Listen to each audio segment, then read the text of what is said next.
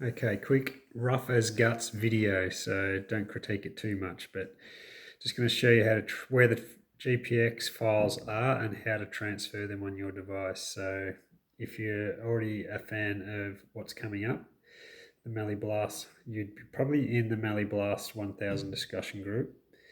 When you're in there, you'll have a files menu. Yours might look slightly different to mine because I'm in admin mode, but I know that you've got a files menu there to look at. So if you click on files, you'll see your two GPX files are sitting there. So Torquay to Swan Hill and then the return leg Swan Hill to Torquay. So all you simply do is come across here, click on these dots, hit the download button. The screen will pop up. Don't worry about that. Just go back to your Facebook page where you were and then hit download again. You've downloaded both files. So pretty much that's all you need to do on the Facebook site. So you've done your job there. It might be slightly different on an Apple Mac, but this is a desktop version. So given that this is a desktop version, you'll go down and open up your Windows Explorer and this window will pop up. So all of you Windows Explorer sort of users will have this downloads file sitting in here. Click on that. There they are. That's where your files actually download to. Those two there. So now I've already connected my eTrex 20. Now I'll just talk you through the eTrex 20 for a second. So eTrex 20, I've used this for 5 years doing all my bike packing. It's a really, really dumb basic unit, but incredibly reliable. So most bike packers are using this style of unit because it's really, really rugged, can handle any sort of conditions, and is pretty faultless really. It's a real dumb device. Compare that to like a Garmin 810, which is what I also take with me. I use this for my Ks, all the other data stuff that the eTrex doesn't provide me, whereas this I just use for my navigation. So I've got that connected via the back here to my computer. One little tip, you'll probably need a Garmin lead to actually transfer these files. If you're using some cheap dumb lead, then you might not be able to transfer the files. But all we're simply going to do is go back over to Explorer, and because my Garmin's already connected, you should be able to see it in Explorer here. So I'm just going to expand that folder out, and then you've got a Garmin folder which you click on here, and then you'll see that you've got a GPX folder here.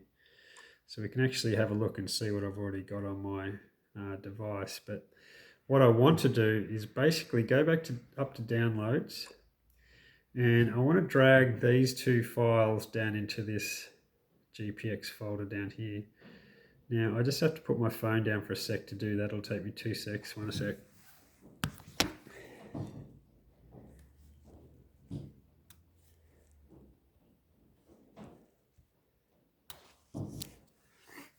Okay, so I've just done that quickly. So if we click on that GPX folder now, you can see my two Mallee Blast 1000 files there.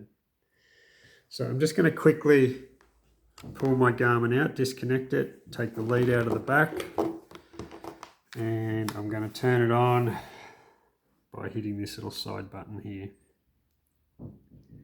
Just takes a sec. Whilst that's doing that. And don't forget to just jump onto the discussion group and ask any dumb question you want. We really want to use this sort of site to transition you from, basic bike packing techniques to something a little bit more exciting. So I've turned it on. Here it is, a menu. Menu will come up like this, and I'm just using this little toggle up the back top here, and I'm just trying to toggle down to find Track Manager. And you push the toggle in, and all the GPX files that are on your device will show up down here. You can see I must have transferred the same file, but anyway, Swan Hill to Torquay leg, there it is there. If I click on that, you come up with view maps. All you do is click the toggle down to view the map, and there's your map. Now when you're ready to go and when you're ready to start the actual leg, you just hit the toggle again and hit go, and it will load up. There it is there. You can see my start point is in a totally different spot to where I am at the moment. But that's the whole map on the screen there. But for it to be usable, what you have to do is toggle into, sorry, I'll just get that light back on. You have to actually toggle in. You can see down here, it's 120 Ks away. So which you need to sort of zero into about 80 meters to be able to use the file. So there's these little up and down buttons on the side here. If you toggle that until you get down to